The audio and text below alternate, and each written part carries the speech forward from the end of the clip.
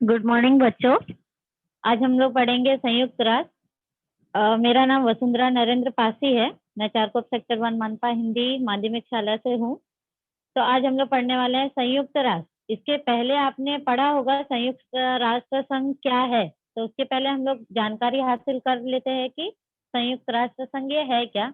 इसके पहले वाले लेक्चर में आपने पढ़ा होगा कि वो किस तरीके से, उसका उद्देश्य क्या है, उसकी स्थापना कब हुई थी। तो हम जस्ट एक पार्श्वभूमि, एक पृष्ठभूमि राष्ट्र संघ की देखते हैं कि क्या है राष्ट्र संघ। राष्ट्र संघ की पृष्ठभूमि क्या है। संयुक्त राष्ट्र जो है, संयुक्त राष्ट्र ये राष्ट्र संघ के निर्माण होने के बाद का संगठन है, जो कि एक, ये दोनों भी अंतरराष्ट्रीय राष्ट्र संघ है। राष्ट्र संघ प्रथम विश्व युद्ध के दौरान लागू किया गया था या स्थापित किया गया था, और उसके बाद संयुक्त राष्ट्र संघ, इसकी स्थापना द्वितीय विश्व युद्ध के बाद हुई है 1945, 24 अक्टूबर 1945।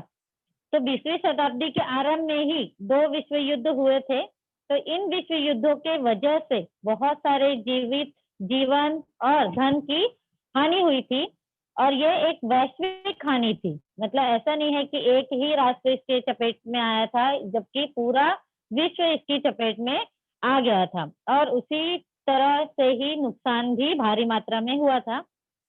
तो अब इसका उद्देश्य क्या था। संयुक्त राष्ट्र का उद्देश्य यह था कि यह एक अंतर्राष्ट्रीय कानून को सुविधाजनक बनाने के सहयोग से अंतर्राष्ट्रीय सुरक्षा, आर्थिक विकास, सामाजिक प्रगति, मानव अधिकार और विश्व शांति, सबसे बड़ा उद्देश्य संयुक्त राष्ट्र का ये था कि पूरे विश्व को एक सूत्र में बांधे और शांति की स्थापना की जाए। संयुक्त राष्ट्र की स्थापना, जैसे कि मैंने बताया, 24 अक्टूबर 1945 को संयुक्त राष्ट्र का अधिकार पत्र पर 50 देशों के हस्ताक्षर होने के बाद ये अंतरराष्ट्रीय संगठन की स्थापना की गई। द्वितीय विश्व युद्ध जब खत्म हुआ, उस समय क्या था कि जो विजेता देश थे, अग्रिम मतलब आगे के दौर में, भविष्य में ऐसी स्थिति, ऐसी युद्ध की स्थिति न निर्माण हो, इस वजह से संयुक्त राष्ट्र की स्थापना की गई थी। और इसी के साथ अब जब ये संगठना, अंतरराष्ट्रीय संगठन की स्थापना हो गई, अब हम देखेंगे कि ये संगठन काम कैसे करते थे। इसके पहले वाले लेक्चर में आपने पढ़ा कि संयुक्त राष्ट्र की पार्श्वभूमि क्या थी, स्थापना क्या था, उद्देश्य क्या था, वो हम लोग ने अभी एक झलक में जस्ट देखा कि क्या है। अब हम लोग देखेंगे कि संयुक्त राष्ट्र कार्य कैसे करता है, ये कितने भागों में बटा हुआ है, क्या क्या किसकी किसकी जिम्मेदारी है, वो सब। तो सबसे पहले हम लोग देखेंगे कि संयुक्त राष्ट्र संघ जो, उसकी रचना किस प्रकार से गई है, उनके कार्यभार जो है वो किस तरीके से बांटे गए हैं। तो संयुक्त राष्ट्र संघ के प्रमुख अंग 6 भागों में बटे हुए हैं। पहला है महासभा, दूसरा सुरक्षा परिषद, तीसरा आर्थिक एवं सामाजिक परिषद, चौथा सचिवालय, अंतरराष्ट्रीय न्यायालय, और लास्ट न्यासी मंडल। तो सबसे पहले हम लोग देखेंगे जो मुख्य अंग है वो है महासभा, क्योंकि जितनी भी चर्चाएं होती है, जितने भी प्रश्न उठाए जाते हैं, ये सब जनरल सभा में ही, मतलब ये आम सभा में ही उठाए जाते हैं। तो यहाँ पे हम कॉलम बना हुआ है, जैसा कि हम देख सकते हैं सदस्य संख्या। तो इसमें सदस्यों की संख्या 5 होती है, जो कि हर एक देश, ऐसा नहीं है कि छोटे देश बड़ा देश, इस तरीके से लिया जाता है। आम सभा में सभी सदस्य बराबर होते हैं, भले वो अगर डेवलपिंग कंट्री यानी विकसित देश हो, या अनडेवलपिंग या अविकसित देश हो, या डेवलपिंग कंट्री हो, या विकासशील देश, इनमें कोई भी फर्क नहीं किया जाता है। सभी राष्ट्रों का समान स्तर होता है, और हर एक राष्ट्र के पास अपना एक मत होता है। तो इस तरीके से इनकी सदस्यों की संख्या 5 होती है। हर एक राष्ट्र का अपना एक सदस्य वहां पर होना चाहिए। सदस्य का चुनाव किस प्रकार किया जाता है। तो सदस्य, हर देश अपने 5 प्रतिनिधियों को भेजता है, और जिनमें से सबका मत क्या होता है, एक ही समान होता है। और इसके जो चुनाव है वो हर वर्ष एक बार सितंबर से दिसंबर, ये कालावधि में इसका अधिवेशन का आयोजन किया जाता है। और ये आम सभा का ये कोई भी निर्णय नहीं लेती है, ये आम सभा सिर्फ प्रस्ताव पारित करती है। मतलब कुछ भी अगर प्रश्न होता है, अगर किसी देश ने किसी को नुकसान पहुंचाया या युद्ध की स्थिति हुई, तो उस समय ये सिर्फ प्रस्ताव पारित करते हैं, निर्णय नहीं लिया जाता है, क्योंकि निर्णय बहुत सारे जो अंग हैं, जैसे सुरक्षा परिषद है, आम सभा है, ये सारे जो अंग है संयुक्त राष्ट्र। तो उसी तरह से आप ये हम जान गए कि आम सभा कानून नहीं बनाती है, निर्णय नहीं लेती है, सिर्फ प्रस्ताव पारित करती कि इस तरीके से उनका मत अपना व्यक्त करती है। अब आम सभा के कार्य क्या है? आम सभा के कार्य भी उसी तरह से बटे हुए हैं, जैसे कि हम देख सकते हैं। सबसे पहले पर्यावरण व निशस्त्रीकरण जैसे विषयों पर चर्चा करना। दूसरा है सचिवालय के महासचिव तथा अंतर्राष्ट्रीय न्यायालयों के न्यायाधीशों का चुनाव। तीसरा है संयुक्त राष्ट्र के अनुमान पत्र को मान्यता देना। तो इस तरीके से ये क्या है, क्योंकि आम सभा के जो कार्य है वो भी बटे हुए हैं। सबसे पहला उनका कार्य है कि जो भी पर्यावरण से को नुकसान पहुंचाने वाले और निशस्त्रीकरण को बढ़ावा देना, मतलब जैसे कि कोई भी समस्या है, जरूरी नहीं है कि हम उससे लड़ झगड़ कर या शस्त्रों का इस्तेमाल करके ही सुलझाया जाए, उनको बातचीत करके आपस में चर्चा करके भी सुलझाया जा सकता है। तो ये सारे कार्य आम सभा में किए जाते हैं। सचिवालय के महासचिव तथा अंतर्राष्ट्रीय न्यायालयों के न्यायाधीशों का चुनाव, ये मिलकर इस सभा में ही उनका निर्णय लिया जाता है कि कौन न्यायाधीश बनेगा और उनमें क्या प्रस्ताव पारित किए जाएंगे। इस तरीके के निर्णय ये आम सभा में चर्चा द्वारा लिया जाता है। और उसी के साथ साथ जो भी संयुक्त राष्ट्र के वार्षिक अनुमान पत्र होते हैं, मतलब लेखा जोखा जो होता है, उनको मान्यता आम सभा द्वारा ही दिया जाता है या आम सभा का कार्य है। तो इस तरीके से ये आम सभा का अंग हमने देखा कि आम सभा के कौन से कार्य है, आम सभा का चुनाव कैसे होता है, उनकी सदस्य संख्या कैसे होती है, ये हमने जाना। अब हम आगे बढ़ेंगे और देखेंगे कि संयुक्त राष्ट्र के दूसरा जो अंग है वो कौन सा है, सुरक्षा परिषद। अब सुरक्षा परिषद की सदस्य संख्या कुल होती है वैसे तो 15, पर उनमें से 5 जो है स्थायी सदस्य होते हैं और 10 अस्थायी। 5 स्थायी सदस्य मतलब परमानेंट मेंबर जो कि 5 है, उनमें से नाम हम देख सकते हैं। सदस्य का चुनाव में दिया हुआ है अमेरिका, रूस, इंग्लैंड, फ्रांस, चीन, ये इनके स्थायी परमानेंट मेंबर है। और साथ ही साथ जो अस्थायी मेंबर है 10, वो हर वर्ष या बदली होते रहते हैं, रोटेट होते रहते हैं। तो इस तरीके से उनमें पूरी सुरक्षा परिषद में 15 सदस्यों को चुना जाता है, जिसमें से 5 है जो कभी भी चेंज नहीं होते हैं, जिनमें से नाम हमने देख लिया है अमेरिका, रूस, इंग्लैंड, फ्रांस, चीन। अब उसके बाद ये जो सुरक्षा परिषद है, इनका कार्य क्या है? इनका कार्य ये है कि अंतरराष्ट्रीय शांति और सुरक्षा स्थापित करना। मतलब जैसे कि हम जान सकते हैं कि इस अंग का नाम दिया गया है सुरक्षा। सुरक्षा तो कैसे लागू होगी, सुरक्षा कैसे मिलेगी? जब शांति और एकजुट होकर आपसी प्रेम होगा हर एक देश का दूसरे देशों में, तब जाकर हमें शांति की स्थापना होगी। यही कार्य सुरक्षा परिषद द्वारा किया जाता है। जो भी आक्रामक देश होता है, जैसे जो नहीं सुनता है, दूसरे देश को परेशान करते हैं, तो ऐसे देशों को रोकना, उनके ऊपर आर्थिक प्रतिबंध लगाना, और पूरी तरह से अगर उनमें कुछ भी डिस्प्यूट्स है, कुछ भी झगड़ा है या आपसी मनमुटाव है या बड़ा झगड़ा है, वो सब सारे झगड़े जो सुरक्षा परिषद है, ये उनको उनके जो बीच का संघर्ष है, एक देश का दूसरे देश के बीच का जो संघर्ष है, वो सुरक्षा परिषद सुलझाने का कार्य करते हैं। अब उसी के साथ साथ सुरक्षा परिषद ये शस्त्रास्त्र नियंत्रण का भी काम करती है। मतलब शस्त्रों का कम से कम उपयोग किया जाए, क्योंकि हम लोगों ने द्वितीय विश्व युद्ध में देखा है कि जो अमेरिका राष्ट्र है, उन्होंने जो नागासाकी ये जगह पर उन्होंने परमाणु बम द्वारा हमला किया था, उस वजह से बहुत सारा नुकसान हुआ था। तो वो नुकसान फिर से ना हो, सभी देशों में शांति की स्थापना हो, ऐसा सुरक्षा परिषद का कार्य है या उनका प्रयत्न है कि उस तरीके से स्थिति फिर से ना तैयार हो सके। तो इस तरीके से सुरक्षा परिषद ये सारे कार्य करती है। और उसी के साथ साथ आम सभा के साथ अंतर्राष्ट्रीय न्यायालयों के न्यायाधीशों के चुनाव में भी ये सम्मिलित होती है। मतलब वहां के जो न्याय देते हैं न्यायाधीश, उनका चुनाव भी आम सभा और सुरक्षा परिषद यह मिलकर करते हैं। उसी के साथ साथ अभी जैसे सुरक्षा परिषद की रचना में परिवर्तन हो, उसका स्वरूप अधिक लोकतांत्रिक हो, इस दृष्टि से भी वर्तमान में बहुत सारे संशोधन या बहुत सारे ऐसे मार्ग ढूंढे जा रहे हैं जिसके अंदर सुरक्षा परिषद और सशक्त रूप से कार्य कर सके। और भारत भी इसीलिए सुरक्षा परिषद में शामिल होने के लिए बहुत प्रयास कर रहे हैं। अब हम लोग देखते हैं कि तीसरा अंग कौन सा है, जो कि है आर्थिक एवं सामाजिक परिषद।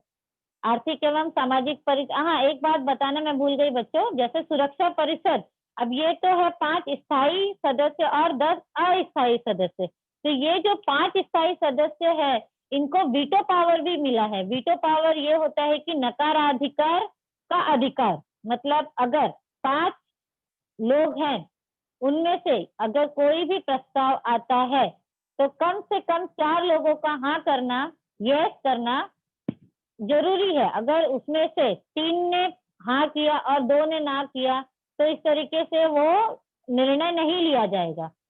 इसका अर्थ ये है कि अगर 5 स्थायी सदस्यों ने कोई भी निर्णय पर अपनी हामी भरी है तभी निर्णय लिया जाएगा अथवा नहीं।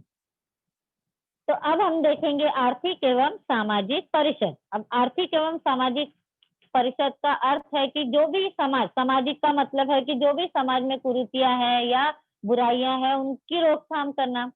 अब इसमें सदस्य संख्या 2006 से सदस्य की संख्या लगभग कुल 24 है, मतलब 24।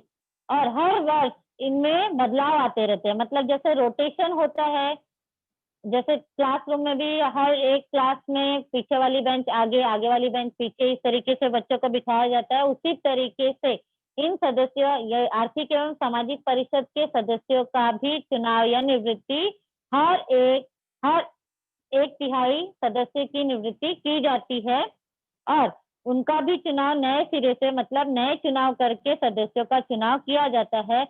और इस जो सदस्यों का कार्यकाल होता है वो पूरे 3 वर्षों के लिए होता है और हर वर्ष 1/3 सदस्य हटाए जाते हैं और परिषद में जो भी बहुमत होता है उसी के द्वारा निर्णय भी लिया जाता है। अब ये कार्य क्या करते हैं? अब ये कार्य इस तरीके से करते हैं कि जो वैश्विक स्तर का मतलब ये होता है कि बच्चों पूरे विश्व के स्तर पर जो गरीबी है, बेरोजगारी, दरिद्रता का मतलब होता है गरीबी, बेरोजगारी मतलब जिनके पास जॉब नहीं है, वो आर्थिक स्थिति, सामाजिक विषमता, मतलब समाज में बहुत सारी कुरीतियां होती है, जैसे स्त्री पुरुष में असमानताएं, ऐसे बहुत सारे, और जैसे स्त्रियों को दमन करना, मतलब स्त्रियों के ऊपर अत्याचार करना, ये सब समाज में जो भी देख सकते हैं हम लोग की जो भी कुरीतियां है, परंपराएं हैं, उनको पूरी जड़ से हटाना या उनके ऊपर ऐसे प्रश्नों के ऊपर चर्चा करना और बहुत सारे उपाय सुझाना।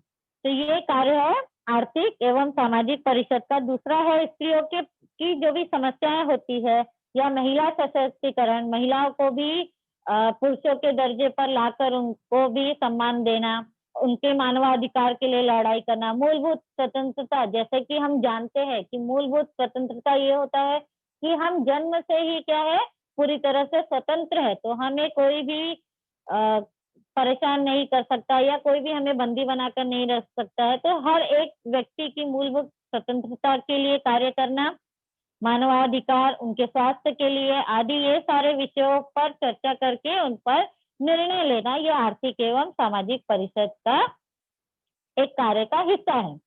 और उसी के साथ साथ अंतर्राष्ट्रीय स्तर पर सांस्कृतिक तथा शैक्षिक सहयोग भी करना, मतलब ऐसे देश है जहाँ पर बहुत सारे बच्चे हैं जो भी पढ़ना चाहते हैं या उनको आर्थिक मदद देना ताकि वो शैक्षिक जगह पर, शैक्षिक हिस्से में भी आगे बढ़ोतरी कर सके।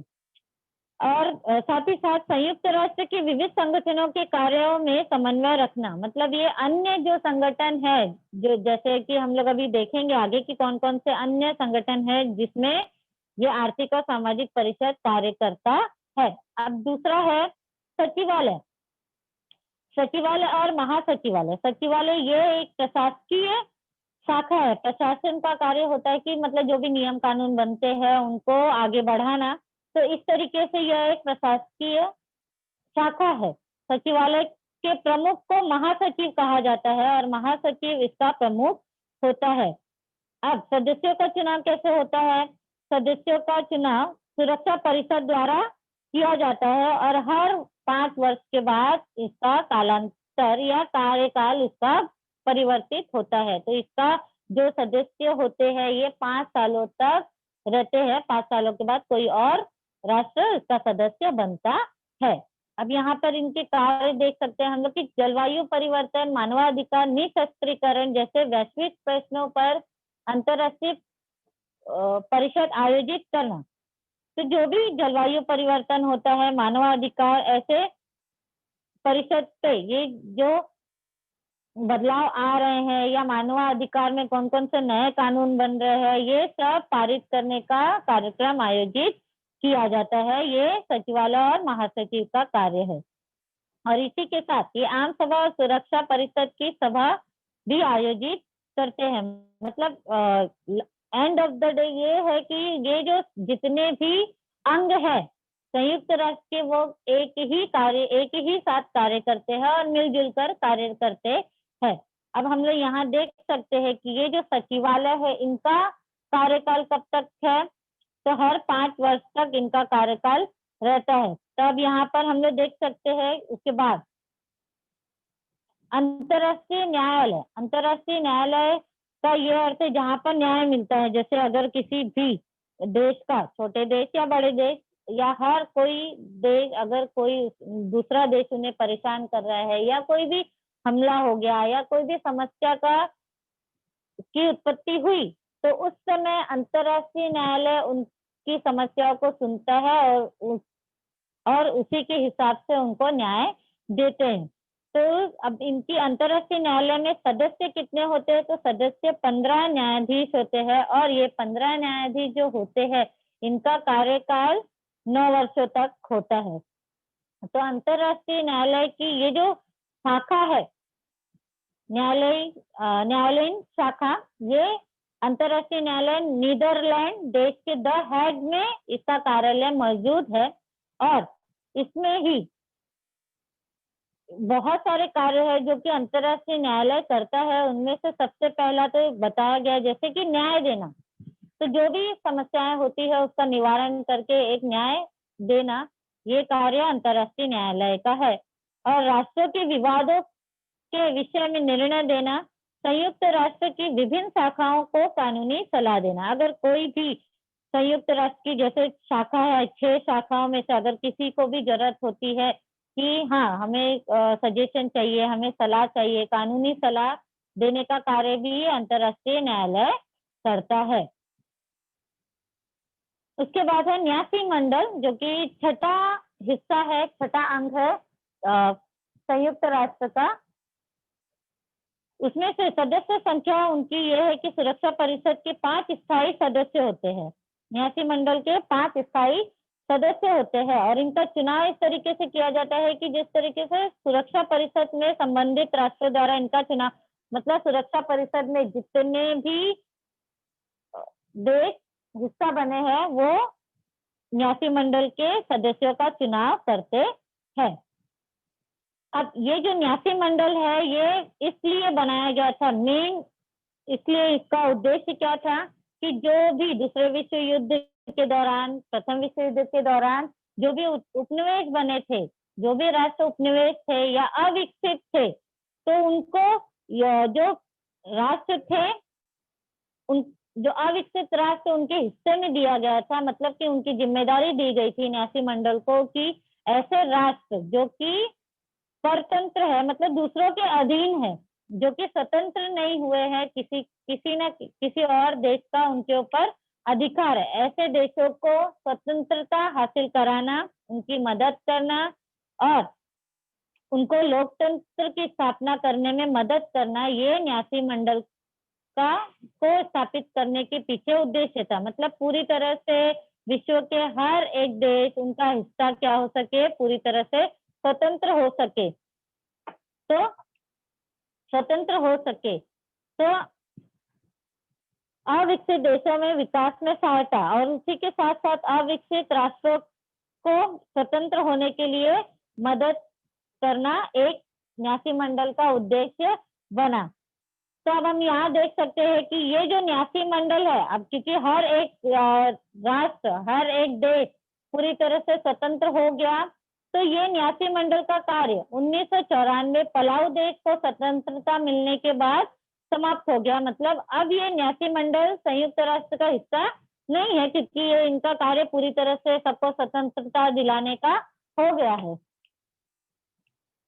अब हम लोग देखेंगे कि संयुक्त राष्ट्र की संलग्न और कौन कौन सी संस्थाएं हैं जो संयुक्त राष्ट्र उसके लिए कार्य करता है। तो अब सबसे पहले हम लोग देखेंगे बच्चों की विश्व स्वास्थ्य संगठन, जबकि WHO वर्ल्ड हेल्थ ऑर्गेनाइजेशन ये कार्य करते हैं कि जो विश्व में स्वास्थ्य संगठन है उसके द्वारा सभी के स्वास्थ्य के ऊपर ध्यान दिया जा सके। अन्य तथा कृषि संगठन FAO, और तीसरा है संयुक्त राष्ट्र शैक्षिक वैज्ञानिक सांस्कृतिक संघ यूनेस्को, जिसके बारे में अभी हम पढ़ेंगे। अंतरराष्ट्रीय मुद्रा कोष IMF, फिर है संयुक्त राष्ट्र बाल आपात कोष जो कि यूनिसेफ, जो कि जो बच्चे हैं उनके लिए कार्यरत है। अंतरराष्ट्रीय मजदूर संगठन ILO, अंतरराष्ट्रीय मजदूर संगठन। फिर उसके बाद है विश्व बैंक जो कि है वर्ल्ड बैंक। फिर उसके बाद हम लोग देखेंगे जो यूनिसेफ है, जो अभी स्थायी रूप से जो इनका अन्य जो शाखाएं हैं उनमें से सबसे इम्पोर्टेंट यूनिसेफ और यूनेस्को है, जिसके बारे में हम अभी जानकारी हासिल करेंगे बच्चों। सबसे पहले कि यूनिसेफ ये कार्य क्या करते हैं। संयुक्त राष्ट्र की संलग्न शाखा संयुक्त राष्ट्र बाल आपात कोष बच्चों के विकास के लिए कार्य करता है। तो ये जो यूनिसेफ है इसका फुल फॉर्म है कि यूनाइटेड नेशनल चिल्ड्रन फंड। मतलब ये पूरे देश में, अगर पूरे विश्व में अगर किसी जो छोटे छोटे बच्चे होते हैं, ज्यादातर उनके पौष्टिक आहार और स्वास्थ्य सेवा प्रदान करने का कार्य ये यूनिसेफ करती है। यूनिसेफ की मदद से ही भारत में बाल कुपोषण की जो समस्या थी वो पूरी तरह से ठीक होने में मदद मिली है, उसका निराकरण होने में मदद मिली है। अब ये बाल कुपोषण समस्या के निराकरण के लिए अप्रगत राष्ट्रों के लिए कार्यशाला का भी आयोजन करती है। जैसे कार्यशाला का अर्थ ये होता है कि उनको बताया जाता है कि किस तरीके से हमें सारी चीजें कैसी करनी है, किस तरीके से बच्चों का ध्यान देना है, ऐसी कार्यशाला का आयोजन किया जाता है। ऐसी ही बहुत सारी कार्यशाला भारत में भी इसका आयोजन यूनिसेफ के मदद से किया गया है।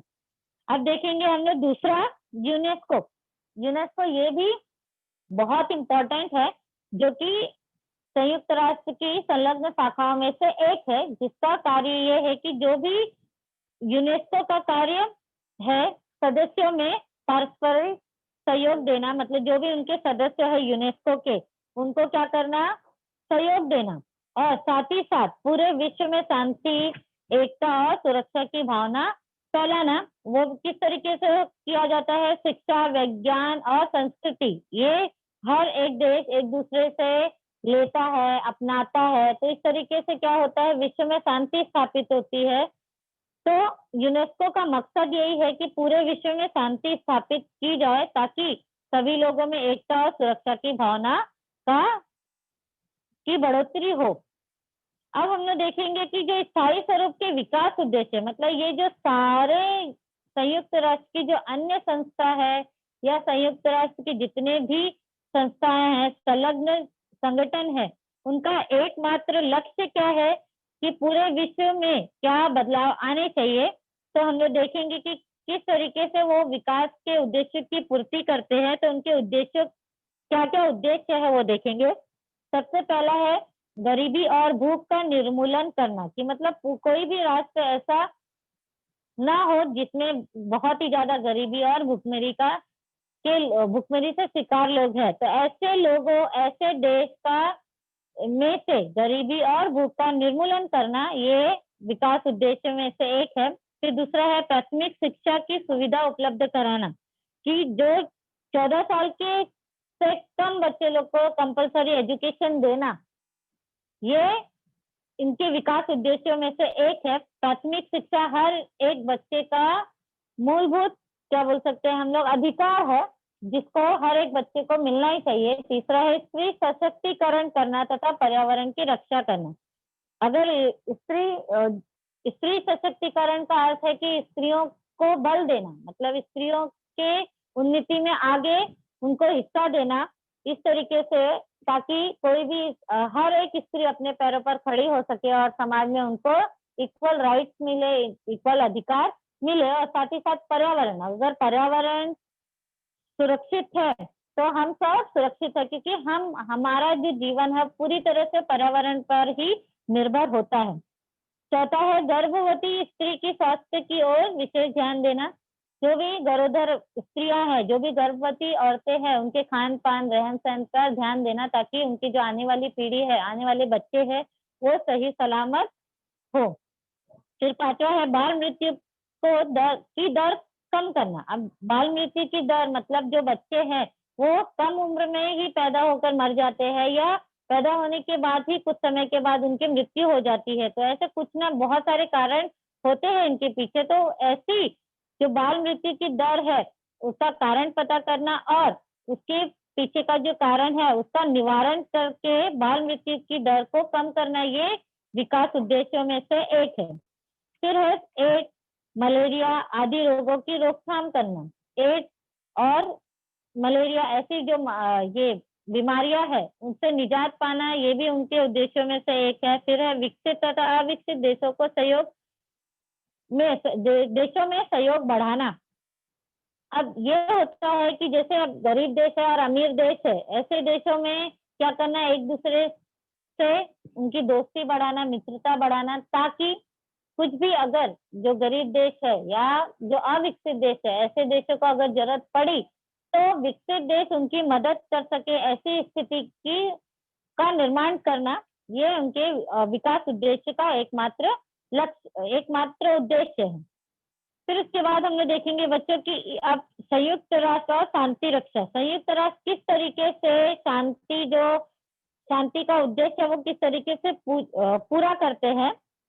तो ऐसे मध्यस्थ, मतलब ऐसे बीच के रास्ते की नियुक्ति करना, या बीच के हल का नियुक्ति करना, जो कि उन राष्ट्रों को भी मान्य है जो बीच संघर्ष है, जिनके बीच में संघर्ष है। मतलब ऐसे दो राष्ट्र, अगर किसी भी राष्ट्र में कुछ भी समस्याएं हैं तो ऐसे बीच का मार्ग या ऐसे राष्ट्र को ढूंढना जो कि दोनों राष्ट्र उनकी बात सुनते हो। तो क्या होगा कि बीच का रास्ते से हम लोग क्या कर सकते हैं, शांति स्थापना कर सकते हैं, कि वो जो मध्यस्थ होगा वो राष्ट्र होगा जो दोनों राष्ट्रों के बीच में जो समस्या होती है वो दोनों राष्ट्रों को समझा सकेगा और वो दोनों राष्ट्र उनकी बात मानेंगे। तो इस वजह से उनकी नियुक्ति करना ये संयुक्त राष्ट्र की नीतियों में से एक है, कि कोई एक मध्यस्थ चुनना या नियुक्त करना। फिर दूसरा है न्यायिक प्रक्रिया का उपयोग करना। न्यायिक प्रक्रिया का उपयोग करना मतलब कोई भी अगर संघर्ष सुलझाने में अगर मध्यस्थ राष्ट्र अगर कारगर सिद्ध नहीं हो रहा है तो उस तरीके से उसके बाद न्यायिक प्रक्रिया द्वारा उनका उपयोग करके उनको सुलझाने का प्रयत्न करना। फिर तीसरा है आवश्यकता होने पर सैन्य शक्ति का प्रयोग करना। इस बात का ध्यान रखना कि दोबारा संघर्ष न हो। अभी कोई ऐसी समस्या का उत्पत्ति होती है कि कोई दोनों राष्ट्रों में से किसी भी राष्ट्र की कोई बात नहीं सुन रहा है या बातचीत से वो मसला हल ही नहीं हो रहा है, तो उस वक्त उन सैन्य शक्ति का भी उपयोग द्वारा किया जाता है। और ये भी ध्यान दिया जाता है कि आगे ये स्थिति फिर से उत्पन्न ना हो और संघर्ष दोनों राष्ट्रों में फिर से ना हो या किसी भी अन्य राष्ट्रों में भी ऐसी समस्या उत्पन्न ना हो, इस बात का ध्यान संयुक्त राष्ट्र की शांति रक्षा में से एक उद्देश्य है इनका। फिर है शांति रक्षा के कार्य का महत्व, मतलब शांति रक्षा का कार्य क्यों करना जरूरी है, क्या महत्व है। अब सबसे पहले हम, जैसे कि हम सब जानते हैं, आतंकवादी गतिविधियों में वृद्धि हो रही है, हर एक राष्ट्र इस आतंकवाद से परेशान है, तो ये जल्दी से जल्दी उससे निजात पाना चाहता है। तो शांति रक्षा क्यों जरूरी है, क्योंकि जो भी आतंकवादी गतिविधियां हैं ये पूरी तरह से उसकी रोकथाम होना बहुत ही ज्यादा जरूरी है, इसलिए शांति रक्षा का कार्य बहुत ही ज्यादा महत्वपूर्ण है। दूसरा है वांछित व धार्मिक संघर्ष। आज हम देखेंगे कि हर एक देश ये धार्मिक झगड़ों से परेशान है, जैसे धर्म के नाम पर एक दूसरे को भड़का कर फूट डालो और राज्य करो, जैसा कि हमारे इतिहास में ऐसा है। तो उसी तरह से बहुत सारे लोग इसका फायदा भी उठाते हैं, धर्म के नाम पर दंगे फसाद करते हैं, तो एक देश दूसरे देश का दुश्मन बन जाता है। तो ऐसे समय पे शांति की बहुत जरूरी होती है, शांति की बहुत आवश्यकता होती है, ताकि एक देश दूसरे देश का मित्र बन सके और पूरे विश्व में शांति स्थापना हो सके। तीसरा, हिंसात्मक गतिविधियों से मानव सुरक्षा पर खतरा। अब कोई भी बहुत सारी हिंसात्मक घटनाएं होती है, गतिविधियां होती है, या हिंसा न भड़के, ऐसे गतिविधियों को रोकना जिससे मानव का नुकसान ना हो, जन धन की हानि ना हो और पूरे विश्व में शांति स्थापित हो सके। तो ये सब कार्य की वजह से, ये सब गतिविधियों की वजह से शांति की स्थापना होनी बहुत जरूरी है। इस वजह से शांति रक्षा का ये जो कार्य करने का महत्व है, ये सारे कार्य संयुक्त राष्ट्र करती है। फिर इसके बाद अब शांति स्थापना के लिए कैसे कैसे कार्य किए जाते थे, कैसे कैसे सारे कार्य किए जाते हैं। पहले हम लोग ने देखा कि उसका महत्व क्या है, कौन कौन सी गतिविधियां हैं जिसकी रोकथाम हमें करना बहुत जरूरी है, जिसमें से आतंकवाद है, मानसिकता है और धार्मिक संघर्ष है। उसी के साथ साथ अभी हम देखेंगे कि शांति स्थापना के लिए कौन कौन से कार्य किए गए ताकि जो समस्या है उनका निराकरण हो सके। सबसे पहले है संघर्षग्रस्त प्रदेश में विद्यालय आरंभ करना, क्योंकि बोलते हैं ना, जब पढ़ेगा इंडिया तभी बढ़ेगा इंडिया। उस तरीके से अगर विश्व में जो पढ़ाई का लेवल है, जो अध्ययन का लेवल है, अगर वो पूरी तरह से हर एक व्यक्ति देश में शिक्षित होगा, तभी विश्व में शांति की स्थापना हो सकेगी, ऐसा संयुक्त राष्ट्र का और अन्य सदस्यों का मानना है। तो इस तरीके से अगर कोई संघर्षग्रस्त, मतलब अगर कुछ भी डिस्प्यूटेड एरिया है, मतलब वहां पर पढ़ाई का कोई साधन नहीं, तो ऐसे संघर्षग्रस्त प्रदेशों में विद्यालय की स्थापना करना, ताकि हर एक प्रांत के, हर एक धर्म के, हर एक जाति के लोग वहां पर आकर पढ़ सके, साथ में रह सके। जनता में मानवाधिकारों के प्रति जागरूकता उत्पन्न करना, जो भी मानव है उनके बीच में, उनमें एक मानव का दूसरे मानव के प्रति लगाव उत्पन्न कराना और एक मानव के कारण दूसरे मानव से आदर सम्मान दिलाना या उसकी भावना उत्पन्न कराना, ये जागरूकता निर्माण करना शांति स्थापना के लिए किया गया एक महत्वपूर्ण कार्य है, जो कि संयुक्त राष्ट्र करता है। फिर तीसरा है सामाजिक, आर्थिक, राजनीतिक सुविधाओं की व्यवस्था करना। अब इस तरीके से सामाजिक, आर्थिक, राजनीतिक सुविधा की व्यवस्था करना, ये भी एक शांति स्थापना हेतु किया गया कार्य है कि हमारे हर एक देश आगे बढ़ना चाहिए, भले ही वह समाज के हिसाब से हो, राजनीतिक हिसाब से हो या आर्थिक स्थिति के हिसाब से हो। फिर चौथा है संघर्षी क्षेत्रों में चुनाव कराना। अब चुनाव क्यों किया जाता है, क्योंकि हर एक देश आज स्वतंत्र है और हमें और हमारे जैसे बहुत सारे लोग जो उस देश के नागरिक है, ऐसे लोगों को अधिकार दिया गया है ताकि वो अपना जो प्रतिनिधि है वो चुन सके। इसलिए चुनाव ये बहुत ही ज्यादा महत्वपूर्ण प्रक्रिया है। तो ऐसे जो क्षेत्र है, क्योंकि चुनाव तो हर जगह होते हैं, परंतु ऐसे जो क्षेत्र हैं जहाँ पे संघर्ष, मतलब वहां पे नहीं किया जाता है या नहीं किया कराया जाता है चुनाव, तो ऐसे अन्य संस्थाओं की मदद से संघर्ष क्षेत्र में चुनाव कराना, ये भी एक शांति स्थापना हेतु किया गया कार्य है, ताकि शांतिपूर्ण तरीके से प्रतिनिधि का चुनाव हो सके और वो अपना कार्यभार संभाल सके और अपना देश को आगे बढ़ा सके। फिर उसके बाद है संयुक्त राष्ट्र और भारत। संयुक्त राष्ट्र में भारत अपना किस तरीके से रोल निभाता है, किस तरीके से वो अपना हिस्सा संयुक्त राष्ट्र में अपनी जगह बनाता है, वो हम लोग देखेंगे कि संयुक्त राष्ट्र में भारत ने 1945 में ही हिस्सेदारी ली थी, जबकि जब उसका संयुक्त राष्ट्र का निर्माण किया गया था 24 अक्टूबर 1945 को, तो उस समय भारत भी जो उसका प्रस्ताव पारित किया गया था, परिषद हुआ था, उसमें वो भारत भी शामिल हुआ था। तो हम लोग देखेंगे कि यहाँ पर संयुक्त राष्ट्र संघ की स्थापना से पहले जो भी परिषद हुई है, भारत उसमें सहभागी था। तो इस तरीके से हम देख सकते हैं बच्चों की भारत हर एक परिषद में शामिल था जो कि संयुक्त राष्ट्र द्वारा आयोजित की गई थी।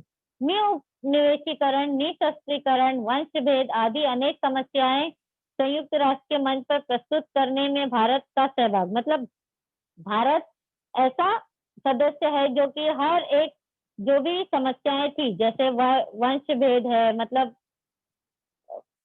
अलग अलग वंश के लोग जो झगड़ा करते हैं या संघर्ष होता है। निशस्त्रीकरण, निशस्त्रीकरण का मतलब ये होता है कि शस्त्रों का उपयोग न करना, और निउपनिवेशीकरण मतलब हर एक राष्ट्र क्या है, स्वतंत्र है, तो उसके ऊपर कोई और कब्जा नहीं कर सकता या उनका राजपाट चला नहीं सकता है। तो इस तरीके से निउपनिवेशीकरण, निशस्त्रीकरण, ऐसी अनेक समस्याओं को संयुक्त राष्ट्र के सामने रखना, ये भारत ने उसमें अपना सहभाग दिया है। अविकसित तथा विकसित राष्ट्रों की समस्या पर हुई चर्चाओं में भारत ने स्थायी अगुवाई की है, मतलब जो अविकसित और विकसित राष्ट्रों की समस्याएं हैं, कोई भी समस्या हो सकती है, तो उसमें भारत ने क्या किया है, जो चर्चाएं होती है उसमें भारत ने बढ़ चढ़कर हमेशा हिस्सा लिया है। संयुक्त राष्ट्र की शांति सेना में भारत ने अपनी सेना भेजी है। तो जो भी शांति सेना क्यों स्थापित की गई थी, जैसा कि हम लोग ने अभी पढ़ा बच्चों की, बहुत सारी आतंकवादी समस्याएं हैं या वंशवेद है या निशस्त्रीकरण है, ऐसी बहुत सारी समस्याओं में भारत ने अपनी सेना भेजकर अपना दारोमदार या अपना दायित्व तो पूरा किया है। ऐसा नहीं है कि उसने पुरुष सेना को ही भेजा है, भारत ने खाली समय में स्त्री सेना को भी भेजा है, ताकि अपनी हिस्सेदारी या अपना दायित्व तो पूरी तरह से भारत निभा सके। संयुक्त राष्ट्र के शांति उद्देश्य को पूरा करने में भारत का सहयोग है। संयुक्त राष्ट्र के शांति उद्देश्य को पूरा करने में भारत का सहयोग है, क्योंकि जो संयुक्त राष्ट्र का एम है कि संयुक्त राष्ट्र की स्थापना ही इसलिए की गई है ताकि पूरे विश्व में शांति की स्थापना हो सके। तो उस उद्देश्य को पूरा करने में हमें सब ये पूरे लेसन से समझ में आता है कि भारत ये क्या है, पूरी तरह से संयुक्त राष्ट्र के साथ साथ खड़ा होता है और उनके जो उद्देश्य है शांति स्थापना, निशस्त्रीकरण, इसमें भारत ये बढ़ चढ़कर हमेशा हिस्सा लेता है। तो इसी तरह से बच्चों अभी हम देख सकते हैं कि भारत ने क्या क्या किया संयुक्त राष्ट्र में अपनी जगह पाने के लिए, और क्या क्या संयुक्त राष्ट्र के उद्देश्य थे, किस तरीके से उनके अंग बटे हुए हैं, उनका हिस्सा किया गया है, उनकी रचना की गई है, हर एक हिस्से, हर एक अंग को किस तरीके से कार्यों में बांटा गया है। और बहुत अच्छे तरीके से द्वितीय विश्व युद्ध के बाद ये संयुक्त राष्ट्र ने अपनी जगह बनाई है। संगठन पूरी तरह से भविष्य में ऐसी स्थिति, वर्ल्ड वॉर, विश्व युद्ध की स्थिति न तैयार हो सके, इसलिए हर एक देश इसमें हिस्सा लेता है और रोकथाम के सुझाव और चर्चा द्वारा इसका निराकरण किया जाता है। तो इसी के साथ मैं अपना ये जो लेक्चर है और ये लेसन है वो खत्म करती हूँ बच्चों। अगर कुछ डाउट है तो आप पूछ सकते हो मुझसे।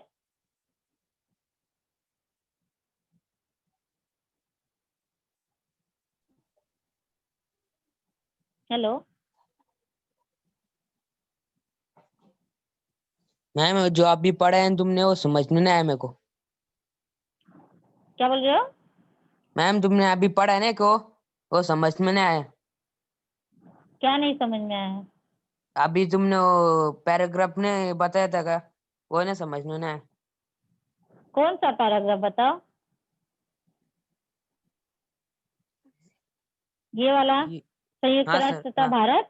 हाँ मैम। हाँ, तो ये संयुक्त राष्ट्र और भारत ये किस तरीके से जुड़ा है, भारत का क्या रोल है संयुक्त राष्ट्र संगठन में, वो मैंने बताया कि जिस तरीके से अभी भारत जो भी परिषद संयुक्त राष्ट्र द्वारा आयोजित की गई हर एक मीटिंग में, परिषद मतलब मीटिंग, हर एक मीटिंग में भारत ने हिस्सा लिया है, और जो भी उद्देश्य है संयुक्त राष्ट्र का उद्देश्य क्या है, शांति स्थापना यस मैम। करना।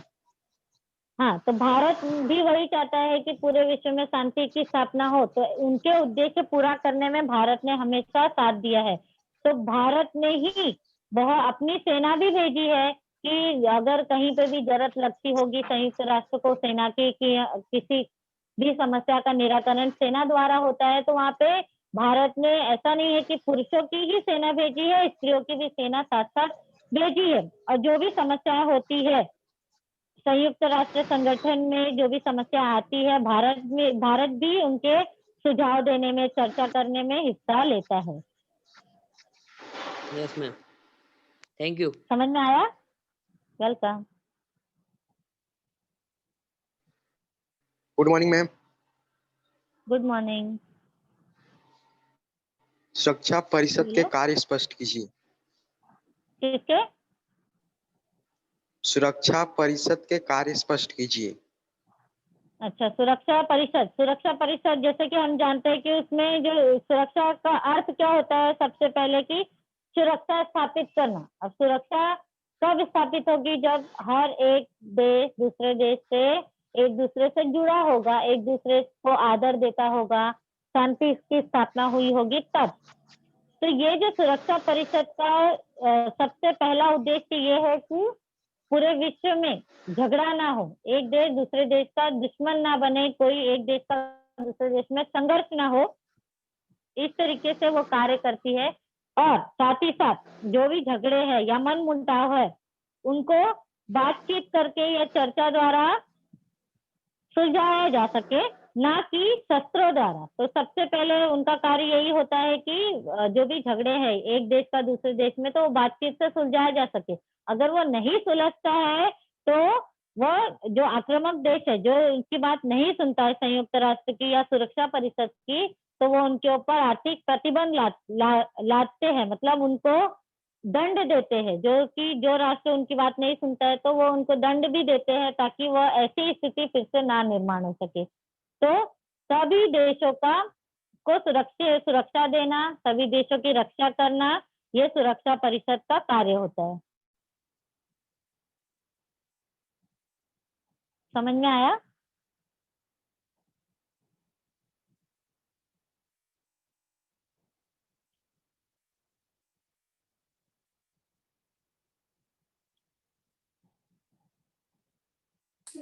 Good morning teacher. Good morning. बोलो। टीचर, निविशिष्टीकरण, निशिस्त्रीकरण व संभेद, ये सब निशस्त्रीकरण। टीचर ये क्या है? निशस्त्रीकरण बोल रहे हो? Yes teacher. निशस्त्रीकरण टीचर बराबर इसका है, निशस्त्रीकरण। Yes teacher. निशस्त्रीकरण का मतलब ये होता है कि शस्त्रों का उपयोग न करना। Okay teacher. जैसे अभी कोई भी झगड़ा होता है तो हम लोग क्या करते हैं, बातचीत से भी सुलझाया जा सकता है, पर कोई कोई देश ऐसे होते हैं कि जो बातचीत से नहीं सुलझाना चाहते हैं, वो जो शस्त्र होते हैं, जो भी औजार होते हैं, उनका उपयोग करते हैं। जैसे अभी हम लोग देख सकते हैं कि जो युद्ध होता है उसमें किस किस औजार का उपयोग किया जाता है, शस्त्रों का उपयोग किया जाता है। तोप हो गया, गोले हो गए, बारूद हो गया, AK-47 हो गया, और जो भी जो परमाणु बम हो गया, ये सब क्या किया जाता है, शस्त्रों का उपयोग किया जाता है। तो ऐसी जो शस्त्र होते हैं उनका उपयोग कम करना या ना के बराबर करना, तो उसी का अर्थ होता है निशस्त्रीकरण, शस्त्रों का उपयोग ना करना।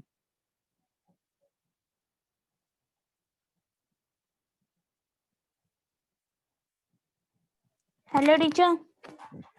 बोलो। टीचर, आम सभा का कार्य क्या होता है? आम सभा का कार्य ये जैसे हम लोग देख सकते हैं ना, मुख्य हिस्सा जो होता है संयुक्त राष्ट्र का वो है आम सभा। आम सभा में ही सारे जो निर्णय है वो उसका प्रस्ताव दिया जाता है। हर एक चीज, जैसे भी आम सभा में जो अलग अलग राष्ट्र होते हैं, छोटे बड़े, विकसित अविकसित, इन सभी राष्ट्र वहां पर बैठते हैं, बातचीत करते हैं, जो उनकी समस्याएं होती है, उनकी देश की समस्याएं होती है, उन पे चर्चा किया जाता है। ये सारी चीजें आम सभा में होता है। Thank you teacher. चर्चाएं होती है, बेसिकली अगर देखेंगे तो आम सभा में चर्चा होती है, हर एक देश अपनी समस्याओं को डिस्कस करता है।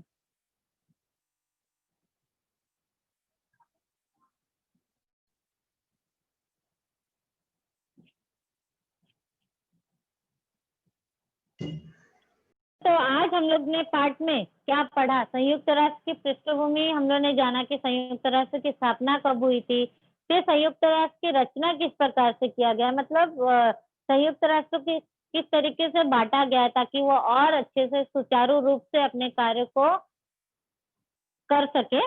उसमें से 6 हिस्से हम लोग ने पढ़े: आम सभा, सुरक्षा परिषद, आर्थिक और सामाजिक परिषद, अंतर्राष्ट्रीय न्यायालय, न्यास मंडल, सचिवालय, और साथ ही साथ ये कार्य किस तरीके से करते हैं उसके बारे में, और यूनेस्को और यूनिसेफ जो कि इनकी जो संयुक्त राष्ट्र है उसकी संलग्न शाखा है, मतलब उनसे जुड़ी हुई शाखाओं के बारे में पढ़ा कि वो कार्य कैसे करते हैं, और भारत और संयुक्त राष्ट्र किस तरीके से एक साथ जुड़े हैं, भारत किस तरीके से मदद करता है, अपना सहयोग देता है संयुक्त राष्ट्र के साथ, वो हम लोग ने इस पार्ट में पढ़ा। और अगले पार्ट में हम लोग आगे का लेसन पढ़ेंगे।